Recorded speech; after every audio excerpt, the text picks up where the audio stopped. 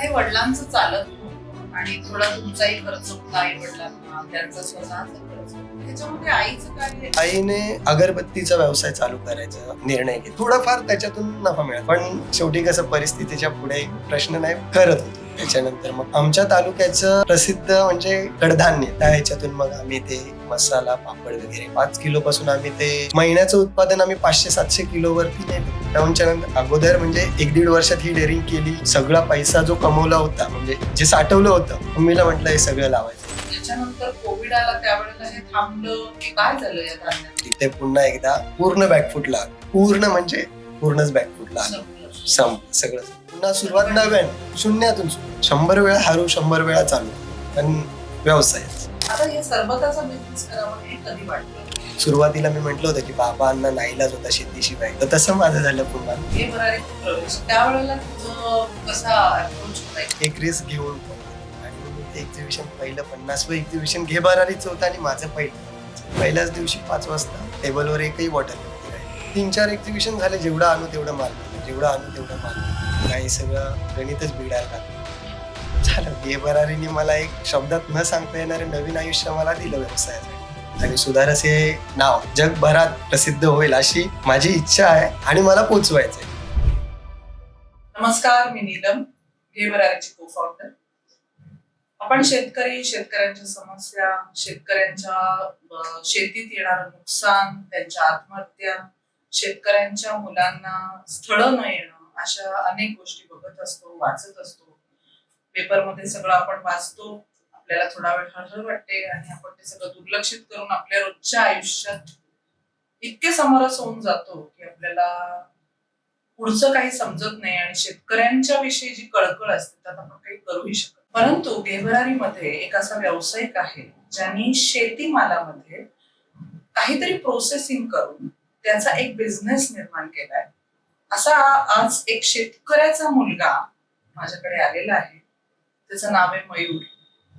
त्यांनी एक छान ब्रँड निर्माण केलेला आहे. त्याच्या स्टॉलवर नेहमी खूप गर्दी असते आणि तो आज तुम्हाला अशी माहिती देईल ज्याच्यामध्ये तुम्हाला कळू शकेल की नुसता शेतीमाल जो डायरेक्ट येतो तो जर तुम्ही विकलात तर कदाचित तुम्ही तेवढा प्रॉफिट कमवू शकणार नाही, पण जर त्याच्यावर काही प्रक्रिया केली, साठवण्याची प्रक्रिया केली किंवा वेगवेगळे त्याच्यातनं जर अलाइड पदार्थ जर तुम्ही निर्माण करू शकलात आणि त्याचं जर मार्केट तुम्ही क्रिएट करू शकता तर तुम्ही कुठच्या कुठे मोठे होऊ शकता, तुमचा ब्रँड निर्माण होऊ शकतो आणि मग कुठल्याही शेतकऱ्यांना आत्महत्या कराव्या लागणार नाहीत किंवा त्यांच्या आयुष्यातल्या ज्या समस्या आहेत त्या कमी होतील. सो आज आपण भेटूया मयूरला. मयूर आपल्या स्टुडिओत आलाय. सगळ्यांनी खूप लक्षपूर्वक ऐका. एक शेतकऱ्याचा मुलगा काय करू शकतो तो आज आपल्याला सगळ्यांना ऐकायचा. नमस्कार मयूर. नमस्कार. तू मला सांग, तुझं लहानपण जे तुम्हाला सांगितलंस त्याप्रमाणे खूप हालाकीत, त्रासात गेलं. तुमच्या शेतीमध्ये अशा काय समस्या होत्या की उत्पन्न येत नव्हतं आणि मग तुला मामाच्या घरी राहावं लागलं? हे सगळं का घडलं? शेतीत काय प्रॉब्लेम? नमस्कार मॅडम. माझं गाव आहे पाली. पाली पासून माझं गाव एक साधारणतः 500 मीटर वरती एक सरसगड म्हणून किल्ला आहे. त्या किल्ल्यावरती माझं गाव आहे आणि तिथे आमची म्हणजे थोडीफार शेती आहे. परंतु त्या शेतीमध्ये म्हणजे तिन्ही म्हणजे 3 माहीत पीक नाहीये. एकच सीझनला पीक येतं, म्हणजे फक्त पावसाळी. आणि ती पाण्याचा काही अभावच असेल. पाण्याची म्हणजे खूप वणवण होते. म्हणजे अक्षरशः आम्हाला पाण्यासाठी डोंगरावरून 1-1.5-2 किलोमीटर खाली यावं लागतं. हा, आणि आमच्या पालीमध्ये एक आंबा नदी आहे. तर तिथे आम्ही गावातून म्हणजे साधारणतः डिसेंबरच्या नंतर आम्हाला कपडे धुण्यासाठी सुद्धा अंबा नदीवरती यावं लागतं खाली. हा, पण आता 1-1.5 वर्षापूर्वी आमच्या इथे आता नगरपंचायत आहे जी पालीची, त्यांनी आता आम्हाला नदीमधून पाईपलाईन टाकून दिली आहे. पण आता 1-1.5 वर्ष त्या गोष्टीला झाला, त्याच्यामुळे आता बऱ्याचशा समस्या कमी झाल्या. परंतु शेतीची एक समस्या आहेच की शेती फक्त पावसाळीच एकच सीझन लावते आणि जमीन आमची तेवढी म्हणजे सुपीक नाहीये, खडकाळ जमीन आहे. तर त्याच्यामधून तेवढं उत्पन्न निघत नव्हतं. काय करायचं? वडील काय लावायचं? आमच्या शेतीमध्ये फक्त भात, तांदूळ याच्या व्यतिरिक्त काहीच होत नाही. आणि ते सुद्धा जमीन खडकाळ असल्यामुळे तेवढं सुद्धा निघत नाही. म्हणजे अक्षरशः वडील जे काय 2-3 लोकं कामाला घ्यायचे, म्हणजे जे काय असेल लावणी, पेरणी, नांगरणी त्यांची सुद्धा शेवटला कॅल्क्युलेशन केलं, म्हणजे गणित केलं, तर तो खर्च सुद्धा निघायचा नाही. बापरे. हो, अशी म्हणजे परिस्थिती. ओव्हरऑल परिस्थिती अवघड होती तुझ्या लहानपणी जेव्हा तुझा जन्म झाला. आणि आई काय करायची? आई आमच्या म्हणजे गावामध्येच एक शाळा आहे, म्हणजे अंगणवाडी प्रत्येक गावामध्ये असते. त्या शाळेवरती आई शिक्षिका होती आणि म्हणजे म्हणजे तिच्याच याच्यावरती सर्व काही चालू होतं आणि घर चालू होतं आणि वडिलांचं तर म्हणजे तेवढं काही हे नव्हतं. शेती असल्यामुळे ते कष्ट करत राहिले. कष्ट करत राहिले, तेवढंही नियोजन नव्हतं म्हणजे आणि म्हणजे करायचं म्हणून करायचं आणि मग काय जे निघेल ते निघेल. म्हणजे एक ती अपेक्षा होती, की चालेल म्हणजे काहीच न करण्यापेक्षा नुकसान होतंय हे दिसतंय, पण उद्या निघेल, परवा निघेल या ऍटलीस्ट अपेक्षेने थोडंसं खायला मिळेल. तांदूळ हां, म्हणजे मला वाटतं तांदळाची भाकरी आणि तेवढं ऍटलीस्ट तेवढं. नक्की. आता तू मला सांग, जेव्हा तुझा जन्म झाला परिस्थिती तर हालाकीची होती, पण मग तुझं शिक्षण हे मामाकडे झालं. हो. कित्येकदा आपण दुसऱ्या नातेवाईकांकडे राहतो, मग आपले कित्येक मुलांचे हाल होतात. तर तुझं कसं गेलं लहानपण मामाच्या घरी? माझ्या मामाचं गाव आहे आमच्या गावापासून 25 किलोमीटर खालापूरच्या जवळ. खालापूरमध्ये आपलं एक्सप्रेसवे टोल आहे ना, तिथून एक 7 ते 8 किलोमीटरवर नारंगी म्हणून गाव आहे. म्हणजे अक्षरशः मी 5 ते 6 वर्षाचा असल्यापासून मामाकडे मला पाठवलं गेलं. म्हणजे 1ली पासून 5वी पर्यंतचं शिक्षण माझं सगळं मामाकडे झालं. आणि कसं होतं म्हणजे तिकडे तुला वेलकम होतं का? तू असलेलं आवडत होतं? हो, म्हणजे मामाने, मामींनी म्हणजे कधी असं मला आई-वडील आणि मामा-मामी यांच्यामध्ये मला कधीच फरक जाणवला नाही. बिलकुलच फरक जाणवला नाही. म्हणजे त्यांच्या मुलांमध्ये आणि माझ्यामध्ये असा कधीच भेदभाव त्यांनी केलाच नाही. हां, म्हणजे जे त्याला खायला असेल ते मला खायला. त्याला जर काही घेतलं तर ते मला. त्याच्यामुळे आज जी त्यांच्याबद्दल म्हणजे बॉन्डिंग बनली आहे, ती म्हणजे असं काही वाटलंच नाही. म्हणजे अ, गावी जे म्हणजे थोडी आमची परिस्थिती नव्हती, पण मामाकडे मामाचं सगळं चालू होतं. पण मामाने "तू म्हणजे तिकडून आलायस, आम्हाला जड झालायस" वगैरे असं काहीच नाही. त्यांनी सर्व काही मला पुरवलं. म्हणजे घासातला घास काढून हो, दिला. हो. तुझं शिक्षण तिकडे झालं. हो. शाळेत किती किलोमीटर जावं लागायचं चालत?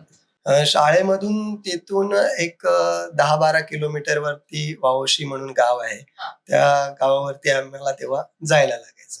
हां, शाळेत. शिकायची आवड होती का तुला, की त्रास वाटायचा त्याचा? म्हणजे 5वी-6वी पर्यंत म्हणजे शिकायची आवड मला नव्हतीच. जे आहे ते म्हणजे एकदम मी खरं सांगतो. मला शिकायची आवड बिलकुल नव्हती. बाकी म्हणजे खेळात वगैरे म्हणजे क्रिकेट असेल, कॅरम असेल या सगळ्या गोष्टींमध्ये मला आवड होती. आणि त्याच्यानंतर मग त्याच्या व्यतिरिक्त म्हणजे असं मला शिक्षणात बिलकुल इंटरेस्ट नव्हता. आपल्याला शाळेत जायचं, रोज मस्त चालत हां, जायचं, लांब जायचं. हां. एवढंच होतं. तुझं शिक्षण त्या गावात झालं. मग आई वगैरे अधून-मधून भेटायला यायची हो. किंवा कसं? आई म्हणजे एक 6 महिन्यातून, 7 महिन्यातून अशी फेरी मारायची एकदा. हां. तुला आईशिवाय राहायची सवय लागली इतक्या लहान हो. वयापासून. जेव्हा आजकाल मुलं एवढी पॅम्पर्ड असतात. हां. तुला अजून काही बहीण भावंड आहे का? मला एक छोटा भाऊ आहे. तो सुद्धा माझ्याबरोबर नंतर एक 2-3 वर्षांनी त्याला सुद्धा माझ्या सोबत तिकडेच पाठवलं. म्हणजे तुम्हाला आश्चर्य वाटेल, की आम्ही दोन्हीही भाऊ मामाकडे राहिलो आणि आम्हाला कशाचीच कमी नाही. म्हणजे बिलकुल कमी नाही कशाचीच. आणि मामाने खरोखरच प्रेमाने तुमचं सगळं काही केलं. एकदम. आता हे वडिलांचं चालत नव्हतं आणि थोडा तुमचाही खर्च होता आई वडिलांना, त्यांचा स्वतःचा खर्च होता, जगण्याचा खर्च होता. तर ह्याच्यामध्ये आईचं काय? आई स्टॉल लावत होती असं काहीतरी तू म्हणालास. त्याबद्दल काहीतरी सांग ना. म्हणजे काय करायची आई?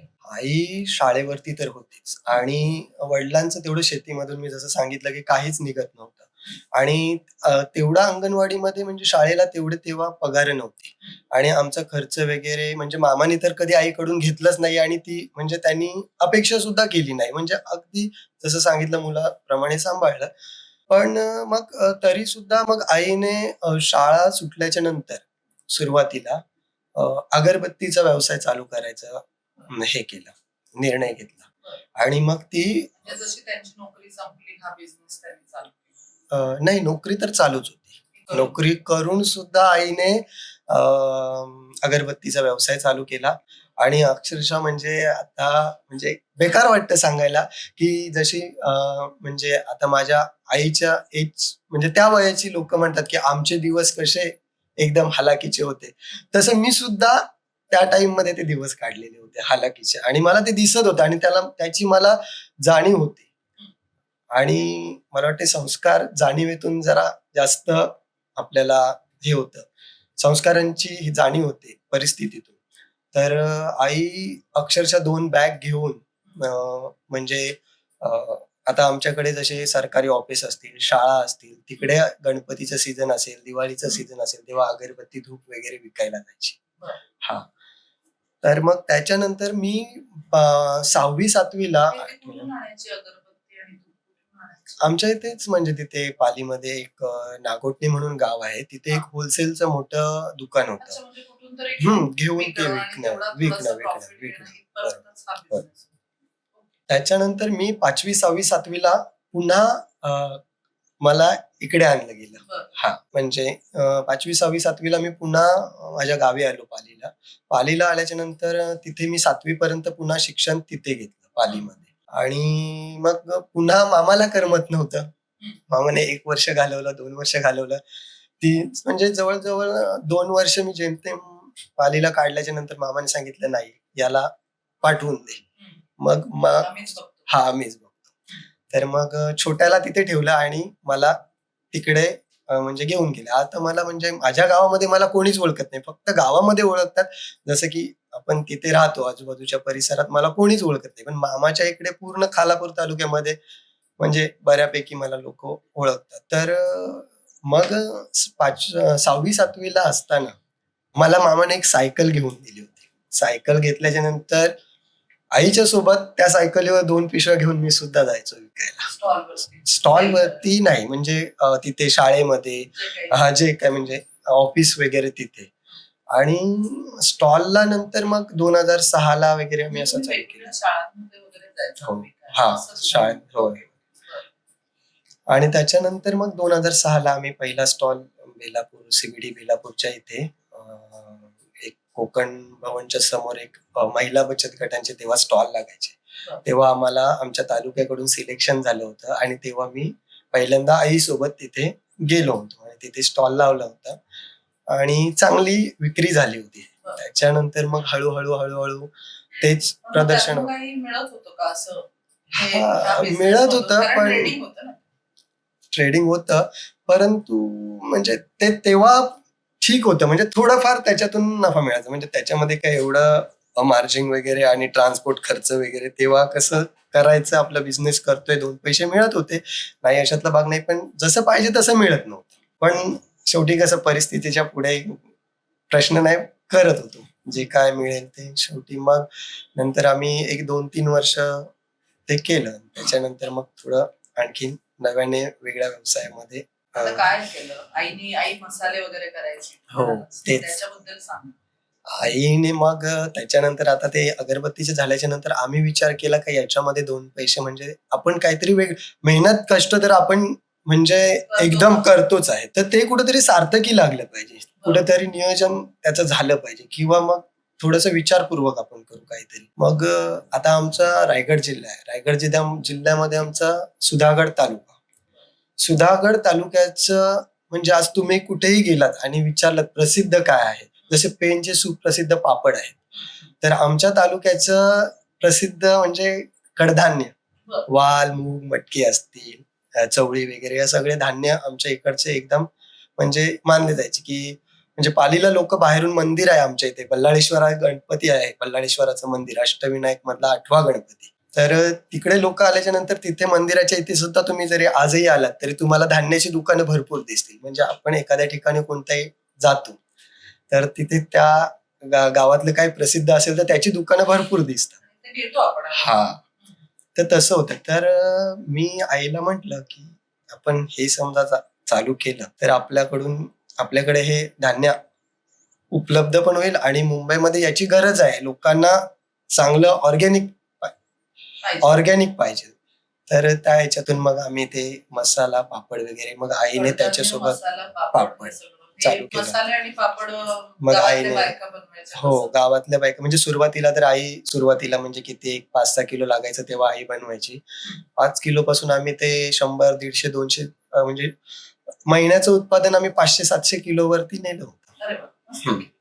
आणि मग हे सगळं कोविडच्या आधीचा काळ कोविडच्या होता. आधीचा काळ. म्हणजे बरे दिवस आले होते असं हो. म्हणू शकतो का आपण तेव्हा? एकदम चांगले दिवस म्हणजे खूपच चांगले दिवस आम्ही आणले होते. बरं. म्हणजे प्रचंड मेहनत घेतली होती. अच्छा.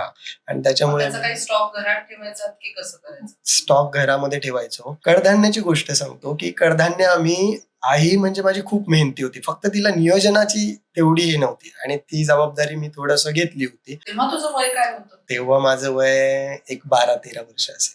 एवढ्या लहान वयात तुला असं समजत होतं की आपण काहीतरी नियोजन करायला पाहिजे, आईला मदत केली पाहिजे, अशी समज तुझ्यामध्ये होती? माझ्यामध्ये आईला मदत करायची आणि म्हटलं ना शाळेमध्ये इंटरेस्ट नव्हतं. हेच करायचंय मला. हे मला तेव्हा समजलं होतं. बरं. आणि म्हणजे तेव्हाच समजलं होतं. 12-13 वर्षापूर्वी सुद्धा मी ते चालू केलं आणि मग आम्ही धान्य आम्ही जेव्हा स्टॉल लावला तेव्हा आम्हाला समजलं की धान्य खराब होते मुंबईच्या हवेमध्ये. बरं. तर मुंबईच्या हवेमध्ये धान्य खराब होते म्हणजे अगदी 15-20 दिवसात त्याला म्हणजे किडे वगैरे, टोके, बुरशी काय असेल ते पडायला चालू होते. मग पूर्वी लोकं धान्य कसे टिकवायचे? तर आम्ही तो म्हणजे ते विचार करून आम्ही मिठाच्या पाण्यामध्ये धान्य 2 वेळा धुवून ते 1 महिना ते दीड महिना कडक उन्हामध्ये वाळवून आम्ही ग्राहकांपर्यंत पोहोचवलं. आणि ते धान्य ग्राहकांना खात्री पटली. म्हणजे आम्हाला सुद्धा माहिती नव्हतं, पण आम्ही ते प्रयत्न केला आणि ग्राहकाकडूनच आम्हाला कळालं, की आम्ही तुमच्याकडून घेतलेली मटकी ती त्या डब्यामध्ये होती पडलेली. 3 वर्षानंतर ती आम्हाला सापडली आणि ती जशीच्या तशी होती. आम्हाला तेव्हा खात्री पटली, की हे धान्य 3 वर्ष राहू शकतं. कारण लॅब टेस्टिंग वगैरे हे काय तेव्हा आमच्या डोक्यात तरी नव्हतं आणि तेवढं अभ्यासही नव्हता. आणि केलंही नव्हतं. हां. पण तर म्हणजे मुंबईत छान बिझनेस हा सेट झाला होता. एकदम मस्त. ओके. मग आता ह्याच्यानंतर कोविड आला त्यावेळेला हे थांबलं की कसं सप्लाय करत होतात? काय झालं या धान्याचं? कोविड आल्याच्या नंतर खरं या मधल्या काळामध्ये एक दादरला एक एक्झिबिशन लागायचं. हां. ते महाराष्ट्र व्यापारी पेठ म्हणून 2013ला एक 2 महिन्याचं एक्झिबिशन लागायचं. तेव्हा मी म्हणजे आईला म्हटलं, की मला एकाकडून म्हणजे माहिती मिळाली होती, की हे तू म्हणजे मी तिला म्हटलं, की हे एक्झिबिशन म्हटलं करूयात. आई म्हटली, "बाळा, हे खूप जास्त होतंय. हे तुला नाही झेपणार. 65 दिवसाचं एक्झिबिशन आहे." आणि मला एक गावाकडची ओढ होती. म्हणजे 10 दिवसाचं जास्तीत जास्त मी मुंबईमध्ये 10 दिवस राहू शकतो. त्याच्या व्यतिरिक्त मी 1 दिवसही मुंबईमध्ये राहू शकत नाही. कारण माझा नाईलाज होता. कामापुरता मी फक्त मुंबईमध्ये जायचो. त्याच्यानंतर झालं, की रात्री पुन्हा गावी. तर मग ते 65 दिवसाचं एक्झिबिशन होतं आणि आई म्हटली, की "बाळा, ते तुला जमणार नाही." म्हटलं, "मला करायचंय. करूया." मग तरी सुद्धा तिने मला मामांना वगैरे सगळ्यांना समजवायला सांगितलं. मी कोणाचंही ऐकलं नाही आणि मी स्टॉल लावला. स्टॉल लावल्याच्या नंतर 65 दिवस मी कंटिन्यू एकही दिवस सुट्टी न घेता 65 दिवस मी उभा राहिलो तिथे. आणि तिथे त्या सिक्युरिटी सोबत तिथे मी रात्री राहायचो. राहायची सोय नव्हती वगैरे काही नाही. तिथले ते अध्यक्ष होते त्यांनी मला चांगली मदत केली आणि त्यांनी सांगितलं, "तू इथे राहशील का?" म्हटलं, "सर, मी कुठेही राहायला तयार आहे." आणि राहिलं. ते 65 दिवसाचं एक्झिबिशन मी 2013ला एक केलं होतं आणि तेव्हा मला एक म्हणजे व्यवसायाची नवीन आयडिया मिळाली होती आणि हे चालू शकतं. लोकं 5-5, 10-10, 15-15, 20-20 किलो धान्य घेऊन जायला लागले. तर मग अशा म्हणजे लॉकडाऊनचा आता प्रश्न केला म्हणून सांगतोय, की लॉकडाऊनच्या अगोदर आम्ही म्हणजे 1-1.5 वर्ष लॉकडाऊनच्या अगोदर आम्हाला धान्यांची गरज वाढायला लागली. म्हणजे सुरुवातीला जे मी 50 किलो घ्यायचो, ते 1000, 1500, 2000 किलो पर्यंत गेलो होतो. म्हणजे लॉकडाऊनच्या अगोदर तर मी एक धान्य 5-5 हजार किलो भरायला लागलो. हां. पण असं झालं, की लॉकडाऊनच्या नंतर अगोदर म्हणजे 1-1.5 वर्षात ही डेअरिंग केली. सगळा पैसा जो कमवला होता, म्हणजे जे साठवलं होतं, मम्मीला म्हटलं हे सगळं लावायचंय. तेव्हा सुद्धा मम्मी म्हटली होती, की "एवढी मोठी रिस्क नको घेऊ. नाही धान्य निघालं तर म्हटलं कुठेही विकू." मग त्याच्यात लॉकडाऊन सारखी समस्या येईल किंवा असं काय होईल असं स्वप्नात नाही. कोणालाही नव्हतं. म्हणजे मलाच काही कोणालाही नव्हतं. तर मग ते एक म्हणजे म्हटलं की 1-2 महिने 3 महिने हे चालेल. लॉकडाऊन एवढं चाललं म्हणजे पुन्हा सगळेच मला बोलायला लागले, तुला सांगितलं होतं एवढं नको करू, असं नको करू. कारण लॉकडाऊन होतं, पैसे तर इन्व्हेस्ट केले आणि बाहेरचं पण सगळं मग ते धान्य टिकलं का तेवढं? कारण की तुम्ही पोत्यात भरलं असेल सगळं. ते पोत्यामध्ये भरलं. धान्य ऍक्च्युअली ते राहिलं असतं, पण आमच्याकडून एक चुकी झाली मोठी, की आमच्याकडे तेव्हा कॅन नव्हते आणि ते व्यवस्थित पिशवीमध्ये पॅकिंग करून ठेवायला होतं. आम्ही ते मीठ लावल्यामुळे ते धान्य जर का व्यवस्थित पॅक ठेवलं असतं म्हणजे हवा न लागता, हा. तर ते धान्य तुम्ही 5 वर्ष ते राहिलं असतं. म्हणजे आजही आम्हाला लॉकडाऊनचा काही फारसा फरक पडला नसता. पण ते मीठ लावल्याच्या नंतर हवा लागल्यामुळे ते त्याला पाणी लागल्यामुळे ते खराब झालं आणि तिथे पुन्हा एकदा पूर्ण बॅकफुटला आलो. पूर्ण म्हणजे पूर्णच बॅकफुटला आलो. संपलं. संपलं सगळं संपलं. काय केलं त्या धान्याचं? ते धान्य ठीक. मग आता ह्याच्यातनं तू बाहेर आलास. कोविडचा काळ चालू होता. मग त्यावेळेला कसं घर चालवलं? काय नवीन आयडिया केली? त्याच्यातनं आपण बाहेर कसं पडावं? हा विचार कसा केला? कोविडच्या काळातून म्हटलं ठीक आहे, आता कोविड आलंय आणि आता परिस्थितीवरती पुन्हा एकदा मात करायची पुन्हा वेळ आली माझ्यावरती. म्हणजे मला काय पुन्हा सुरुवात नव्याने शून्यातून सुरुवात पुन्हा झाली. आणि यावेळेस आता म्हटलं काय करायचं, तर मी कृषी ऑफिसशी तेवढं म्हणजे त्यांच्याशी जॉईन होतो. आणि एक सांगतो, म्हणजे आमच्या इथे धान्याला भाव खूप कमी मिळत होता. मी शेतकऱ्यांचं धान्य घ्यायला लागलो, मी शेतकऱ्यांना 2 पैसे जास्त मिळवून द्यायला लागलो. त्याच्यामुळे आमच्या इथे धान्याचा भाव सुद्धा आमच्या तालुक्यामध्ये वाढला. आणि मग शेतीशी निगडीत असल्यामुळे मग आम्ही आता विचार केला, की म्हटलं सोसायटी आता पुन्हा एक्झिबिशन वगैरे करणं थोडंसं कठीण झालं होतं आणि लवकर चालू सुद्धा नव्हते झाले. तर मग मॅडमनी म्हटलं, की म्हणजे ऑफिसच्या ज्या मेन साहेब होते आमचे तालुका कृषी अधिकारी, त्यांनी मला सांगितलं, की काय तुझ्या डोक्यामध्ये कल्पना असेल तर ती सांग, कारण भाजीला परमिशन आहे आता. तर त्यांनी मला ते गाडीला तो ग्रीन जो लोगो असतो त्याची म्हणजे कृषी ऑफिसचं परमिशन देऊन मला सांगितलं, तुला जे काय करायचं ते कर. मग मी स्वतः माझ्याकडे तेव्हा मी गाडी घेतली होती लॉकडाऊनच्या अगोदर. तर ती गाडी घेऊन मी गाडीमधून धान्य विकायला सोसायटीमध्ये वगैरे पुन्हा चालू केलं. हा. पण ह्याला काही परत भांडवल लागलं का? आणि की भांडवल होतं काही? भांडवल तर माझं सगळं संपलं कारण होतं. म्हणाला सगळं घातलं मी. मग ह्याला परत पैसा कुठून आला? पुन्हा मामा म्हणजे अक्षरशः माझ्या सगळ्या ह्याच्यामध्ये तुम्ही शेवटपर्यंत माझ्या ह्याच्यामध्ये मामाचं नाव येणारच. कारण त्यांनी इतकं सहकार्य केलं आणि सगळ्या गोष्टी केल्या, की त्यांना विसरू शकत नाही मी. केव्हाच विसरू शकत नाही. आणि मग त्यांनी पुन्हा मला एक थोडंफार करायला मदत केली. कारण त्यांना विश्वास होता, की याने शून्यातून एवढं केलं होतं तर. आणि लॉकडाऊनच्या नंतर ही परिस्थिती आल्यामुळे त्यांनी मला मदत केली आणि त्यांना विश्वास होता, की हा काही करू शकतो. एक मित्र पण होता ज्यांनी एक बिझनेसला मदत केली. त्याबद्दल सांग. मित्र एक खूप जवळचा मित्र तो तेव्हा म्हणजे होता, माझा एक मित्र होता. पण म्हणजे परिस्थिती कठीण असल्यामुळे मला कोणी आपलं मामाच्या व्यतिरिक्त वाटत नव्हतं. कारण म्हणजे माहितीये ते, की असं लोक हिणवायचे. म्हणजे बाजूने गेले तरी थांबणार नाहीत किंवा एका शब्दाने विचारणार नाहीत. असं काही सगळं व्हायचं परिस्थिती. आणि आमची सगळी बाकीची फॅमिली बॅकग्राऊंड चांगलं होतं. फक्त आमची थोडीशी म्हणजे आमचं बाकीचे सगळे गव्हर्नमेंट ऑफिसला वगैरे चांगलं म्हणजे चांगलं होतं त्यांचं. सगळ्यांचं चांगलं होतं. फक्त आमचंच प्रॉब्लेम होतं. पण थोडंसं म्हणजे ते आम्हाला जाणवत होतं कुठेतरी आणि ते कळायचं. तर मग त्याच्यामधून मामाने पुन्हा मदत केली. आणि मित्राने मला मित्राचा विषय असा होता, की मला खूप त्याने मदत केली. म्हणजे तो माझ्या चेहऱ्यावरून मला वाचायचा. म्हणजे मी फोन केला तरी तो, काय अडचण आहे का? मी म्हटलं नाही रे, काही अडचण नाही. ठीक आहे म्हणतो, चालेल. फोन ठेवला की पैसे गुगल पे ऑनलाईन मारायचा. ठीक आहे. म्हटलं हे काय? मित्र असतात. म्हणजे एक तर माझ्या खूप जवळचा, म्हणजे आजही त्याला विसरू शकत नाही मी. माझ्या लॉकडाऊन मध्ये सगळ्यांना थोडंसं नाराज सगळे झाले होते, पण मला त्याने खूप हे दिला. म्हटला होता, बघ तू शून्यातून चालू केलंयस, त्याचा आदर मला खूप आहे. म्हणजे मामाच्या नंतर कोण असेल तर तू. त्याने मला खूप म्हणजे अक्षरशः 23-24 पर्यंत माझी गाडी रुलावर येतच नव्हती आतापर्यंत. तर त्याने मला सांगितलं स्ट्रगल आहे, बिझनेस करतोयस तू सगळ्यांपेक्षा. आता आमचं बघ, आमचा एक सेटअप आहे नोकरीचा, तू वेगळं स्वीकारलंयस, तू त्याच्यामुळे तुला हे सहन करावं लागणार आहे आणि ही तुझी असं नाही परीक्षा आहे. वाटलं का की त्याच्यापेक्षा कुठेतरी नोकरीला चिकटावं आणि ह्या विषय ह्या सगळ्यातनं बाहेर पडावं, नको तो बिझनेस? नाही असं नाही. 100 वेळा हरू, 100 वेळा चालू करू, पण व्यवसायच. नोकरी करायची मनात सुद्धा नव्हतं आणि म्हणजे काढूनच टाकला होता विचार. त्याच्यामुळे म्हणून तर शिकलो नव्हतो आणि शिकलो नव्हतो म्हणून तयारी ठेवली होती काहीतरी करायला पाहिजे वेगळी. माहित होतं की स्ट्रगल आहे, तो हो, करायचा. करायचं आणि तयारी आज तेव्हाही होती, आजही आहे आणि याच्या पुढेही राहील. Great.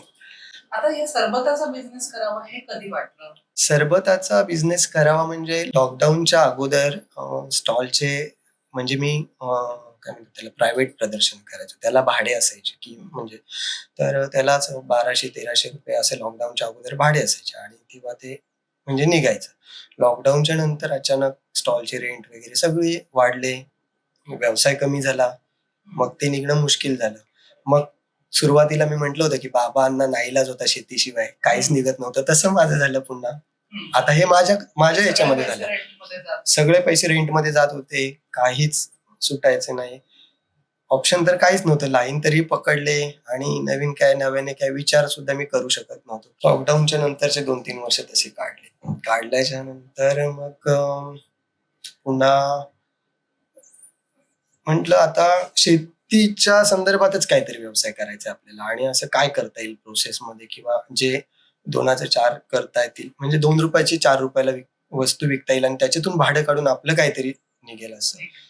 तर मग असं सर्च करत असताना मग एका मित्राचा माझ्या तो अगोदर त्याची सुद्धा सेम परिस्थिती झाली होती. त्याचा सरबतचा व्यवसाय होता आणि त्याची सुद्धा सेम परिस्थिती आहे. त्याची पण माझ्यापेक्षा एकदम वाईट परिस्थिती. म्हणजे त्याने सुद्धा तेव्हा 20-25 लाखाचं मटेरियल बनवलं होतं. तो सुद्धा तिथे नुकसानमध्ये गेला आणि मग त्याची इच्छा नंतर गेली पूर्ण. त्याची Business करणं पूर्ण कधी? नाहीच. म्हणजे तो वळून बघायला मागे तयारच नव्हता आणि मग त्याने नोकरीला तिकडे काही त्याने चालू केलं.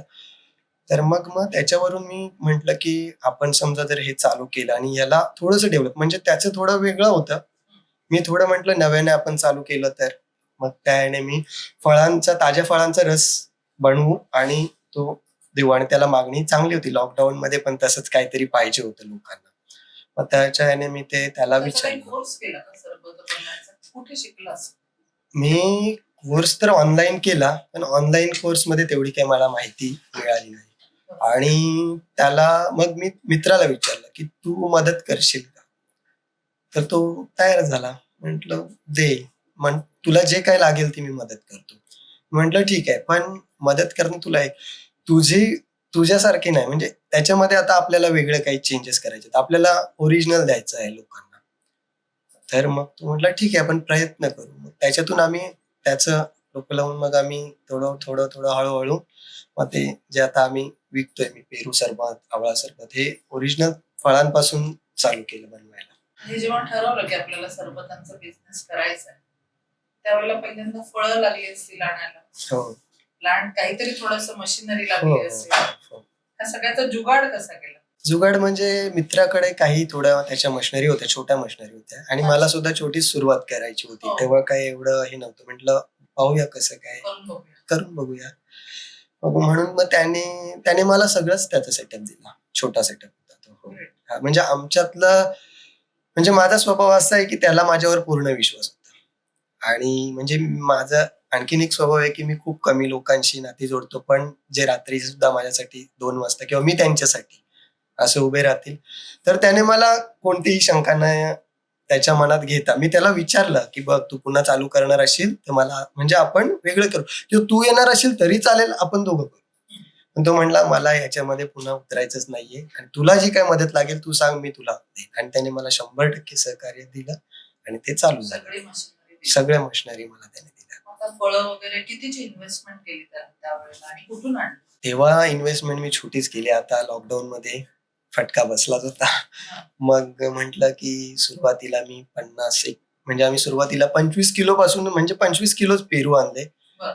पेरूचं बनवलं. ते सगळं ठेवलं. पेरू सरबत पासून सुरुवात पेरू झाली, जे आता सरबत हे पासून. आहे. हा. म्हणजे आता स्टॉलला तुम्ही बघाल तर आपल्या कस्टमर सुद्धा आपले ऍडव्हर्टाईज करतात की यांचं तुम्ही पेरू सरबत तुम्ही पिऊन बघा. Correct. हा, पेरू आणले आणि त्याचं सुरुवात केली. हे केलं कोणी, प्रोसेस सगळी कोणी केली? म्हणजे काही तुझ्या घरातले लोक होते का मित्र होता का तुझं तूच केलं सगळं? नाही, मित्राने मला दाखवलं. आई वडिलांची तर साथ होतीच, कारण त्याला माहिती हा ऐकणार नाही. हा व्यवसायाच्या व्यतिरिक्त याच्या डोक्यात काहीच खूळ नाहीये. तर मग त्यांनी मला मदत केली आणि ते मदत करायचे म्हणजे मला या सगळ्या ह्याच्यामध्ये. आणि आम्ही मग बनवलं प्रोसेस वगैरे. मग मित्राने पण हे केलं. मग मी त्याच्यामध्ये थोडंसं माझं डोकं लावून किंवा आईला सांगितलं, "तू जेवण चांगलं बनवतेस, तर याच्यामध्ये आपल्याला काय करता येईल ते मला सांग." मग मग तिने थोडंसं मदत करून आम्ही ती रेसिपी तयार बनवली. केली. किती बाटल्या तयार केल्या पहिल्यांदा? सुरुवातीला एक 45-50 बॉटलच आम्ही तयार केल्या. म्हणजे विकल्या जातील, नाही जातील किंवा लॉकडाऊनच्या नंतर थोडंसं बसलं होतं ना, आणि मग आणखीन माझ्यामुळे कोणाला त्रास व्हायला नको, हे मी डोक्यात ठेवलं होतं. म्हटलं आता थोड्या सुरुवात करू थोडक्यात, आणि मग पुन्हा आम्ही ते चालू केलं. म्हणजे 50 बॉटल पासून आम्ही चालू केलं. विकल्या? विकल्या आठवडी बाजार, बरं. गावी असतात आठवडी बाजार लागतात, तिथे विकल्या. कसा त्याच्या response मिळाला? गावा ठिकाणी त्याला एवढा रिस्पॉन्स तेवढा मिळाला नाही. म्हणजे ते ताज्या फळांपासून बनवलं होतं. त्याचे प्रोडक्ट म्हणजे कॉस्टिंग आणि ते तालमेल गावामध्ये तेवढं बसत नव्हतं. त्याच्यानंतर सुद्धा मग ते मी जसं म्हटलं की बचत गटाचे स्टॉल मुंबईमध्ये लागायचे. मुंबईमध्येच. हा, मुंबईमध्ये पुन्हा मुंबईमध्ये चालू केलं. कारण आता 50 बॉटलमध्ये तर भाडं पण काढू शकत नव्हतो आपण, आणि एवढी तेव्हा ऑलरेडी मामाला एवढा त्रास दिलाय सगळ्यांना, त्याच्यामुळे म्हटलं पुन्हा एकदा आपण रस्त्यावर बसून चालू करूया. मग त्या विकल्या कुठे? त्या विकल्या. मग एक असं डोकं लावलं की आपण हे शिक्षक लोकांना वगैरे आपण पहिले दाखवूया. मग त्यांना ते प्रोडक्ट आवडलं. म्हटलं हा, हे चालू शकतं. मग आम्ही पुन्हा 50च्या थोड्या 100 बॉटल केल्या, आणि पुन्हा मी एकदा म्हणजे हे केली डेअरी स्टॉलची. हा, पण तिथे मग बऱ्यापैकी रिस्पॉन्स आला. तेवढा नाही, पण शेवटी गणित तेच चालू होतं की नो प्रॉफिट नो लॉस आणि त्या सगळ्या गोष्टी. कारण परत थोडं कॉन्फिडन्स लो झाला की? कॉन्फिडन्स लो झाला. मग आता म्हटलं मार्ग तर काढावा लागेल. मग मध्ये एक 3-4 कस्टमरनी ऑर्डर म्हणजे आम्हाला म्हणजे आमच्या बॉटल नेल्या होत्या. तर त्यांनी मला सोसायटीमध्ये बोलावलं. त्यांच्या सोसायटीमध्ये बोलावल्याच्या नंतर, आम्हाला तुमचं प्रोडक्ट आवडलंय, तर तुम्ही आमच्या म्हणजे काही मित्र आहेत, मैत्रिणी आहेत, ऑफिस आहे. तर म्हणजे त्यांना सुद्धा ते प्रोडक्ट आवडलं होतं, आणि एक छोटा मुलगा म्हणजे करतोय हा. तर त्यांना सपोर्ट करायचं मला होतं. 16-17 वर्षाचा किती, हो. 18 वर्षाचा असेल. हो, तेव्हा. तर मग सोसायटीमध्ये माझ्या चांगल्या बॉटल विकल्या गेल्या. म्हणजे चांगल्या म्हणजे 40-50 बॉटल तेव्हा गेल्या. तेव्हा Okay. मला वाटलं की आता आहे, ठीक आहे. कौतुक केलं का चवीचं वगैरे असं काही? होय. म्हणजे त्यांनी कौतुक केलं. म्हणजे जे काही आम्ही जो त्रास काढला होता किंवा काय, ते त्यांना प्रोडक्ट आवडलं, त्याच्यामध्ये माझं सगळं निघून गेलं. म्हटलं ठीक आहे, आता हे चालू शकतं पुढे. आता मग ह्याच्या कुठेतरी असं झालं का की माल फारसा खपत नाहीये, मग आता ह्याच्यामध्ये काय ट्रिगर पॉइंट करावा? घरातले लोक मदतीला होते, मग ह्याच्यामध्ये सुधारणा कशा कशा करायची? त्रास तर होताच. टेन्शन होतं त्यांना सुद्धा, कारण आता वय पण वाढत चाललं होतं. याचा सेटअप होत नाहीये व्यवसायामध्ये. तर मग पुन्हा ते चालूच होतं. आता एक जवळ-जवळ 23 आता 2023 आलं जवळ. 23 आल्याच्या नंतर हे म्हणजे चालूच होतं. आणि प्रत्येक आई-वडिलांना वाटतं, की आपल्या मुलाचं कुठेतरी सेटअप व्हावं किंवा काय. त्यांना काळजी होती ती मला चेहऱ्यावरती त्यांच्या दिसत होती सगळ्यांना, आणि मला सगळ्यांचा माझं तर टेन्शन मला होतंच. पण मला वरचं टेन्शन सुद्धा होतं मामांचं वगैरे सगळ्यांचं, म्हणजे ते एक मला सिद्ध होता येत नव्हतं. तर मग आपलं एक नंतर एक्झिबिशन मिळालं. घे भरारीत तू प्रवेश केला, घे तर भरारी घे मध्ये भरारीचंही रेंट बऱ्यापैकी आहे. होय. त्यावेळेला तुझं कसा अप्रोच होता एकंदरीत, आणि किती फळं आणून तू घे भरारीच्या प्रदर्शनात भाग घेतलास, हे मला ऐकायला खूप आवडेल. मलाही माहिती आहे. घे भरारीचं प्रदर्शन मी ऐकून म्हणजे अगोदर माझ्या कानावर येत होतं. पण ते जसं तुम्ही म्हटलात, की भाड्याचा विचार, त्याच्यामध्ये थोडंसं मी मागे-पुढे थोडंसं करत होतो. पण नंतर म्हटलं नाही, आता काहीतरी करा, म्हणजे रिस्क तर घ्यावी लागेल. पुन्हा एकदा मग मित्राला सांगितलं, "अरे असं-असं आहे, थोडंसं मला म्हणजे माहिती आहे मला तू थोडी मदत केली आहे. थोडी करशील?" "अरे ठीक आहे, चालेल कर." त्याने केली मदत मग. तेव्हा घे भरारीचं रेंट सुद्धा म्हणजे मी इकडून तिकडूनच जमा करून भरलं. आणि मला वाटते 50वं एक्झिबिशन मी घे भरारीचं जेव्हा दादरला पहिलं होतं, तेव्हा एक स्टॉल कॅन्सल झालेला मला आठवतंय. तेव्हा तुमच्यासोबत माझं बोलणं झालं होतं आणि तुम्ही म्हटला होतात, की आपलं एक्झिबिशन असं असतं, आपलं एवढं रेंट असतं. म्हणजे तुम्ही इतक्या प्रेमाने विचारलं तिथे पण मला एकदम मन भरून आलं, की कोणीतरी आपल्याला विचारतंय आणि इतकं कोणी विचारत नव्हतं म्हणजे. आणि म्हणजे याच्या अगोदर कोणीच विचारलं नव्हतं एवढं. तर तुम्ही म्हटलात, की शेअरिंगमध्ये कर हे ते. तर मी म्हटलं नाही, एक रिस्क घेऊन पाहूयात. आणि मग मी ते एक्झिबिशन पहिलं 50वं एक्झिबिशन घे भरारीचं होतं आणि माझं पहिलं दादरचं. तेव्हा आणल्या बॉटल. आता 100 बॉटलच्या वरती तर कधीच गेलो नव्हतो. 100 बॉटल म्हणजे 100 बॉटल तिथे आणल्या होत्या. पहिल्याच दिवशी 5 वाजता 5:30ला सगळ्या बॉटल. टेबलवर एकही बॉटल नव्हती राहिली. सगळ्यांना माहिती आहे आपल्या घे भरारीमध्ये टीमला आणि सगळ्यांना सगळं संपलं. आणि मग त्याच्यानंतर घरी सुद्धा माल तयार नव्हता. जे काही थोडंफार होतं ते आम्ही तेवढं दुसऱ्या दिवशी सुद्धा पुन्हा म्हणजे त्या दिवशी रात्री एका मित्राला मी त्या अर्धवट रस्त्यामध्ये पनवेलला घेऊन बोलवलं आणि मी पनवेलला जाऊन पुन्हा आम्ही रात्री 1च्या सुमारास काहीतरी तो आला आणि मग तिथून पुन्हा ते थोडंफार होतं ते मटेरियल घेऊन आलो. जे काय होतं ते. दुसऱ्या दिवशी स्टॉल लावला. खरं तर त्या दिवशी सुद्धा जेव्हा क्राउड चालू झाला तेव्हा आमचा माल संपला होता. पहिल्या दिवशी. म्हणजे आम्ही विचार करू शकत नव्हतो हे सगळं असं ते पहिल्या दिवशी होतं आणि दुसऱ्या दिवशी सुद्धा शेवटी माल संपला. तिसऱ्या दिवशीला तर माल शिल्लकच नव्हतं राहिलेलं. आणि बनवायची ते काही रेडी सुद्धा नव्हतं मटेरियल. त्या अनुभवातून खूप चांगलं वाटलं का, की पॉझिटिव्ह, की आता काहीतरी करू शकतो आपण? घे भरारीच्या याच्यानंतर मला दुसरं जे आयुष्य मिळालं असं वाटायला लागलं आता. आता म्हटलं याच्यातून आपण काहीतरी करू शकतो. मग दुसऱ्या इव्हेंटला पण थोडंसं बोरिवलीला झालं आपलं स्टॉल. तुम्ही मला प्राइज पण दिलंय त्या एक्झिबिशनला. म्हणजे ज्या ठिकाणी मी एक्झिबिशन लावायचं स्वप्न बघत होतो, त्या एक्झिबिशनमध्ये आपल्याला भाग तर मिळाला ही खूपच मोठी गोष्ट म्हणजे माझ्यासाठी तर एकदम शब्दात सांगता न येणारी गोष्ट होती. आणि मग मित्राला सांगितलं, असं-असं झालं. तो म्हणतो, "होणार आहे. ते तर होणारच." मग दुसरं एक्झिबिशन बोरिवलीचं केलं. तिथे सुद्धा त्याच्यापेक्षा थोडा 200-300 बॉटलवर काम केलं. ते सुद्धा बोरिवलीला त्याच्यापेक्षा चांगला रिस्पॉन्स मिळाला. तर म्हटलं हे का होतंय? तिथे सुद्धा पहिल्या दिवशी माल संपला. सेम तीच स्टोरी. म्हटलं नाही हे काहीतरी वेगळं आहे घे भरारी. मग थोडंसं जास्त मटेरियल बनवायला लागले. 500-600 बॉटल. 3-4 एक्झिबिशन झाले. जेवढं आणू तेवढं माल कमी, जेवढं आणू तेवढं माल कमी. काय सगळं गणितच बिघडायला लागलं. आता म्हटलं काय करायचं? पुन्हा पण आपटायचं नाहीये आणि कॅल्क्युलेट करून सगळं करायला. आता आई म्हटली, की "मला विचार करून थोडंसं कर." पण झालं. घे भरारीने मला एक शब्दात न सांगता येणारं नवीन आयुष्य मला दिलं व्यवसायासाठी आणि मी चालू आता केलंय. म्हणजे जेव्हा तू घे स्टॉलला येतोस आज 2025 साली, त्यावेळेला तुझ्या स्टॉलवरती किती बाटल्या असतात साधारणपणे? आणि किती फळं विकत घेतोस? आठवड्याला, महिन्याला काहीतरी तुझं असेल असेल ना कॅल्क्युलेशन?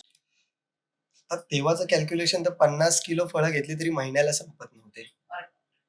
म्हणजे महिन्याला नव्हतंच ते गणित. जुळतच नव्हतं. आता 1,500 ते 2,000 किलो आणतो. 15 दिवसाला पुरत नाही. इथपर्यंत गणित आणि 50 किलो आणि 1500 किलो हे गणितच जुळत नाही. मी आज सुद्धा विचार करतोय इथे बसून पण, की हे कसं काय मी जुळवलंय? आणि मी 22ला का 23ला मी एक माझ्याकडे म्हटलं ना गाडी होती. ती गाडी विकून मी टेम्पो घेतला होता. त्याच्यात सुद्धा मला मामाने मदत केली होती. आणि तो टेम्पो घेतला होता त्याचे 4 ते 5 हप्ते थकले होते. म्हणजे त्याचे हप्ते सुद्धा मी भरले नव्हते. आणि मग घे भरारीमध्ये आल्याच्या नंतर ते हप्ते मी भरले. पण मी कोणाला सांगितलं नव्हतं, की असं-असं झालंय म्हणून. ते टेन्शन माझ्या चेहऱ्यावर मित्राला दिसत होतं. पण मी तरी सुद्धा त्याला आणखीन त्रास द्यायचा नव्हता. आणि घे भरारीच्या नंतर मी हे सगळे हप्ते क्लिअर केले आणि म्हणजे विचार नाही करू शकत. एवढा 50 किलो ते 1500 किलो म्हणजे मोठा प्रवास आहे. आता तू घरात काय-काय सुधारणा केल्यास? तुझ्या एकंदरीत एवढ्या प्रगतीमुळे घरात काही केलंस की नाही? मी वयाच्या 12व्या-13व्या वर्षापासून चालू केलं आणि 29 वर्ष म्हणजे आता माझं 31 वय चालू आहे. आणि 29 वर्षापर्यंत मी स्ट्रगल करत होतो. नाही माझ्याकडे सेव्हिंग होती, नाही काही नाही. गाडीचे हप्ते भरू शकत नव्हतो, एवढी बॅड कंडिशन. 2024ला गेबरारीमध्ये प्रवेश केला. 2024ला 50 एप्रिलचं एक्झिबिशन आणि आता 25 एक दीड वर्ष मी गेबरारीमध्ये काम केलं. गावी मी 40 लाखाचं घर बांधलंय. जबरदस्त. आहे ना? आणि बऱ्याचशा गोष्टी केल्यात आणि आता एक 35 ते 40 लाखाचा सरबतचा प्लॅन विचार सुद्धा केला आहे आणि आता 2 ते 3 महिन्यामध्ये आपलं रेडी होतोय.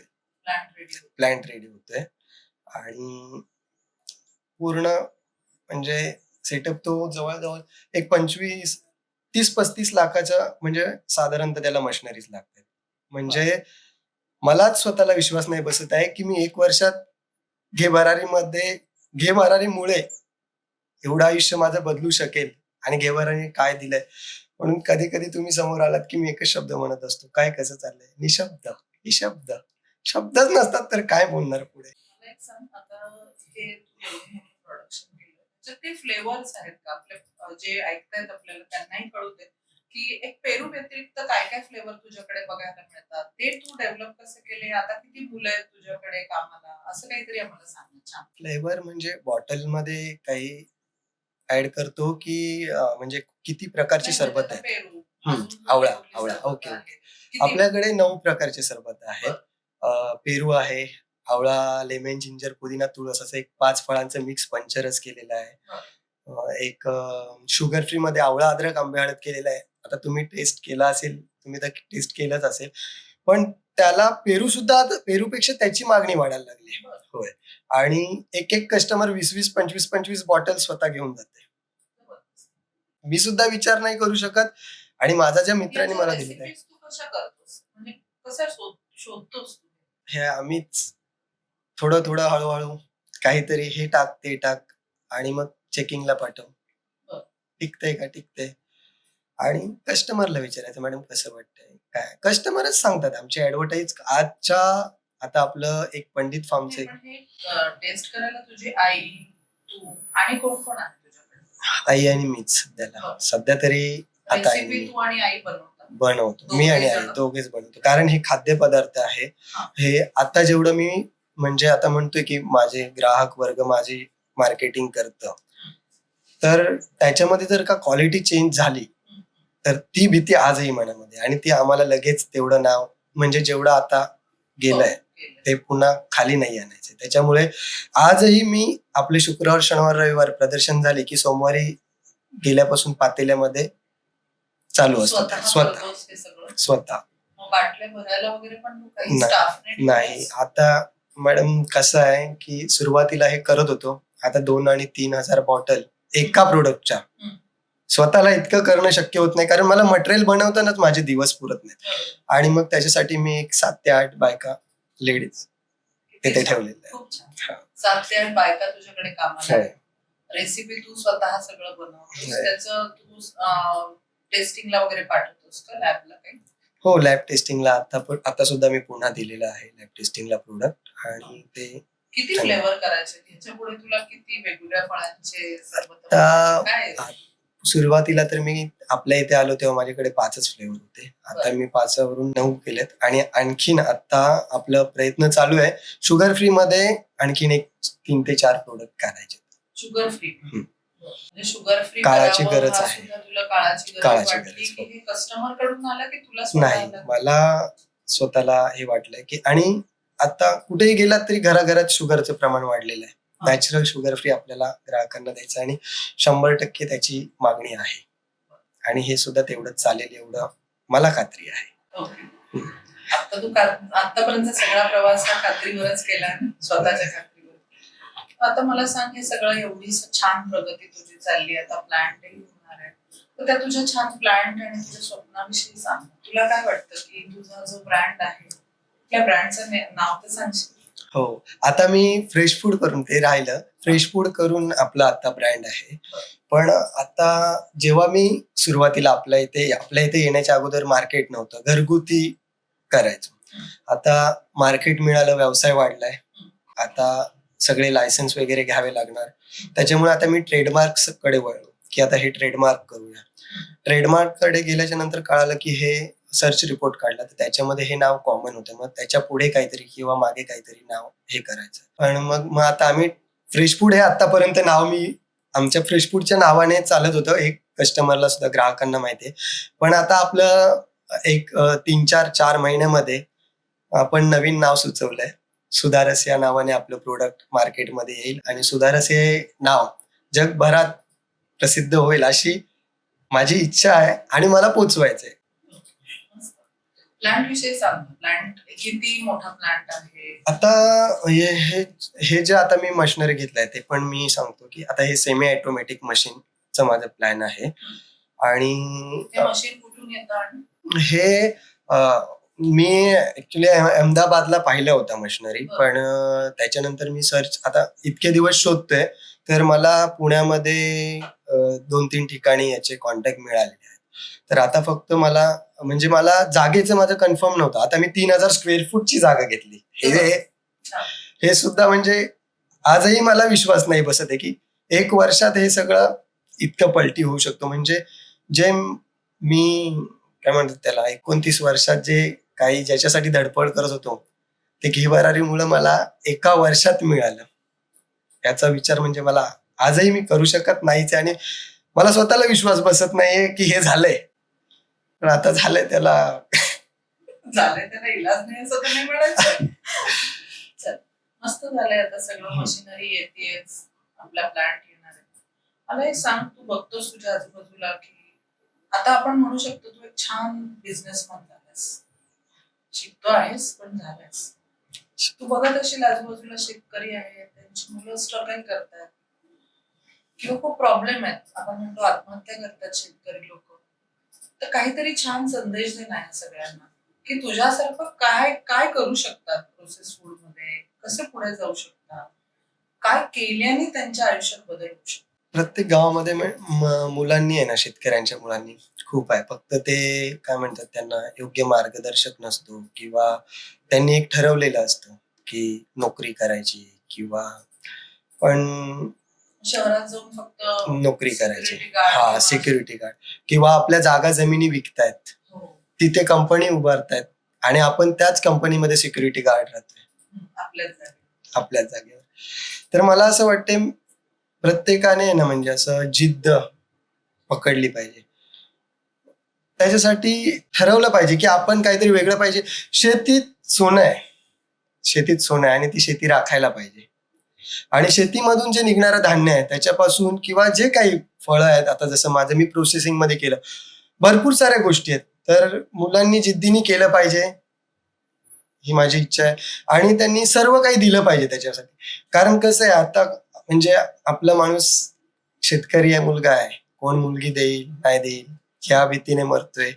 म्हणजे विचारानेच संपत चाललाय. तर आता माझं 31 वय आहे, मी कोणत्याच गोष्टीचा विचार नाही करत आहे. माझा फक्त व्यवसाय व्यवसाय व्यवसाय आणि शेवटपर्यंत मी लढलोय म्हणून आता मी 10%, अजून माझं स्वप्न आहे एवढं. तर प्रत्येक मुलांनी जिद्दीने उभं राहावं आणि काहीतरी व्यवसायामध्ये उतरावं. करेक्ट. खूप मस्त माहिती सांगितलीस.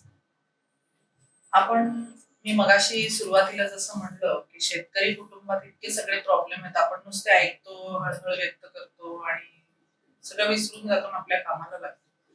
तसं नाही, काही शेतकरी मुलं स्वतःच्या जिद्दीवरती शून्यातून विश्व निर्माण करतात, जसं ह्या मी केलंय. लिटरली मला कौतुक वाटतं यांचं. नेहमी स्टॉल वरती खूप जबरदस्त सेल्समन पण आहे हा. प्रत्येकाला सरबताचं सॅम्पलिंग देणं म्हणजे टेस्ट देणं हा खूप महत्वाचा विषय आहे. युजली फूड मध्ये असं लोक करत नाही, पण ते टेस्टिंग दिल्याने लोक त्याच्यावर खुश असतात, खूप छान सेल तो करतो. आणि अशीच जिद्द जर आपण सगळ्यांनी बाळगली आणि आपल्या शेतकऱ्यांच्या मुलांनी जर बाळगली तर आपला भारत देश कुठल्या कुठे जाऊ शकतो. कारण शेवटी आपली जमीन सुपीक आहे, काळी आई ही आपलं ऍसेट आहे, असं जर आपण समजून त्याच्यामध्ये काही काम केलं तर जरूर आपण पुढे खूप काही करू शकतो. तर सगळ्यांनी हे सगळं जरूर ऐकावं आणि त्याच्यामधून बोध घ्यावा आणि नक्की त्याला भेटा, त्याच्याकडून ऊर्जा घ्या, एनर्जी घ्या. Thank you so much.